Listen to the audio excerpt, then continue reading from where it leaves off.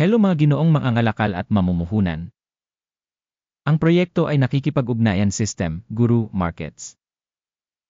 Magsimula tayo sa summary data ng korporasyon. Kung kinakailangan, maaari mong ihinto ang video. Maaari mong isaalang-alang ang bawat parameter ng organisasyong pinag-uusapan ng mas malapit. Ngayon ay ihahambing natin ang kasalukuyang mga pangunahing tagapagpahiwatig ng kumpanya. Sarepta Therapeutics, Inc., ticker, AVA. Ang pagsusuri ay batay sa kasalukuyang data simula noong Hulyo 28, 2025.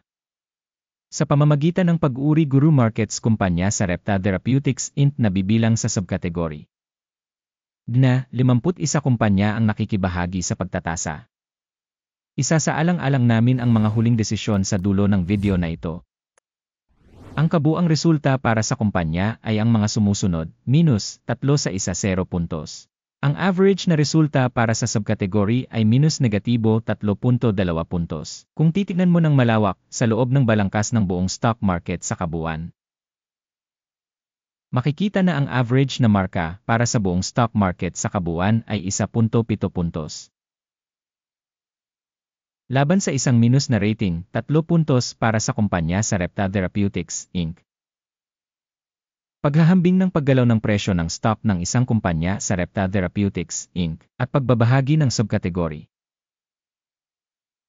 Makikita natin na sa nakalipas na 12 buwan ang shares ng kumpanya Sarepta Therapeutics, Inc. nagpakita ng dynamics ng minus 72%. Laban sa mga pagbabago sa presyo sa subkategory na 10.1%. Market capitalization ng kumpanya Sarepta Therapeutics Inc. nagkakahalaga ng $1.17 bilyon. Na may subkategory capitalization na $72 bilyon. Ang halaga ng libro ng kumpanya ay tinatayang nasa $1.14 bilyon. Na may subkategory capitalization na $11 bilyon. Sa pamamagitan ng paghahambing ng mga bahagi ng stock market at halaga ng libro, makikita natin ang mga sumusunod. Ibahagi sa Sarepta Therapeutics, Inc. Sa subkategory kapag tinatasa ang market capitalization ay 1.624%. Ang book value ay 6.036%. Pagtatasa ng bahagi ng organisasyon sa merkado at halaga ng libro sa subkategory, mabuti 1 puntos. Ang mga obligasyon sa utang ng organisasyon ay nagkakahalaga ng $1.342 bilyon. Utang sa book capitalization ratio ay 118% ng kapital. Ang resulta para sa mga obligasyon sa utang ng kumpanya, masama, -1 punto. Ang market price ng kumpanya sa ratio ng kita ay 0. Average sa subcategory 0. Rating ng presyo ng stock sa ratio ng kita kumpara sa mga kumpanya sa subkategory, napakasama, -2 puntos. Ang tubo sa huling 12 buwan ay -$248 milyon. Inaasahang magiging $146 milyon ang inaasahang tubo para sa susunod na 12 buwan. Pagtatasa ng inaasahang mga tagapagpahiwatig ng kita sa hinaharap kumpara sa mga kumpanya sa subkategory, passable, 0 puntos. Ang ratio ng halaga sa kita ng kumpanya ay 0.5. Ang average sa subkategory ay 7.5. Pagsusuri ng exchange value sa ratio ng kita kumpara sa mga indicator sa subkategory, good, 1 point. Ang kita sa huling 12 buwan ay $2,230 milyon. Hindi alam ang kita sa hinaharap para sa susunod na 12 buwan. Pagsusuri ng inaasahang tagapagpahiwatig ng kita sa hinaharap kumpara sa mga tagapagpahiwatig sa subkategory, masama, -1 puntos.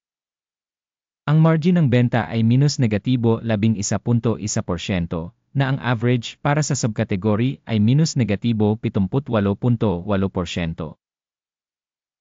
Pagtatasa ng kakayahang kumita kumpara sa mga tagapagpahiwatig sa subkategory, tolet, -0.5 puntos. Ang bahagi ng kumpanya ayon sa bilang ng mga empleyado sa subkategory ay 5.735%. Ito ay 253% higit sa bahagi ng market capitalization. Ang halaga ng market capital bawat empleyado ng organisasyon ay $855,000. Habang para sa subkategory ito ay $317,000. Pagtatasa ng kapital ng merkado ng kumpanya bawat empleyado kumpara sa mga tagapagpahiwatig ng mga kumpanya sa subkategory, mabuti, 0.5 puntos. Ang halaga ng kita sa bawat empleyado ng kumpanya ay minus $181,000. Na may average para sa subkategory, minus $316,400. Pagsusuri ng kita ng kumpanya sa bawat empleyado kumpara sa mga tagapagpahiwatig sa subkategory, tolet, minus 0.5 puntos. Ang kita ng kumpanya sa bawat empleyado ay $1,628,000. Subkategory, $402,000. Pagsusuri ng kita sa bawat empleyado ng kumpanya kumpara sa mga tagapagpahiwatig sa subkategory, passable, minus 0.5 puntos. Short shares account para sa 16%, kumpara sa subkategory average na 15.2%. Tagapagpahiwatig RESA 14 na nagpapakita ng antas na 28% para sa kumpanya sa Repta Therapeutics, Inc. Para sa subkategory, ang antas na ito ay humigit kumulang 60%. Ang aktual na pagtatasa ng stock ng kumpanya ay nasa paligid ng $11.74. Ang pagtatantya ng presyo ng pinagkasunduan para sa mga pagbabahagi ng kumpanya ay nasa paligid ng $25.7. Tignan natin ang talahanayan ng order na magagamit mo, isang link dito ay nasa nakapin na komento. Ang talahanayan ng pagkakasunod-sunod ay naglalaman ng lahat ng mga desisyon na ginawa sa isang partikular na panahon ng impormasyon at sistema ng sanggunian para sa pagsusuri ng stock guru markets. Ang pag-akses sa talahanayan ng order ay ganap na libre at bukas, link sa nakapin na komento. Bilang resulta ng pagsusuri ng mga pagbabahagi ng kumpanya sa Repta Therapeutics Inc. Sistema ng impormasyon at sanggunian para sa pagsusuri ng stock guru markets, isang desisyon ang ginawa. Magbukas ng buy trade sa $11.73. Ang deal ay binuksan dahil sa ang katunayan na ang kumpanya ay may isang medyo mataas na rating at presyo dynamics. Ang pagtatasa ng organisasyon ay ginawa gamit ang pamamaraan ng pagtatasa, ang index ng AKIM. Ang take profit ay nakatakda sa 18.5. Ang stop loss ay nakatakda sa 5.36. Sakaling hindi isinara ang order sa pamamagitan ng take profit o stop loss, ang deal ay otomatikong isasara kasunod ng mga resulta ng exchange trading sa Agosto 27, 2025 o sa huling araw ng kalakalan bago ang tinukoy na petsa. Ticker, OAL, ay isang balancing order upang ibenta. Ang video sa pagkakasunod-sunod ng pagbabalanse ay mai-publish na o na-publish na sa channel. Sa kaso ng pagsasara ng alinman sa mga order, ang pangunahing o pagbabalanse. Isa pang order ay sarado sa huling presyo. Maraming salamat sa lahat sa panonood ng video na ito at sa paggamit ng impormasyon at reference system mula sa Guru Markets.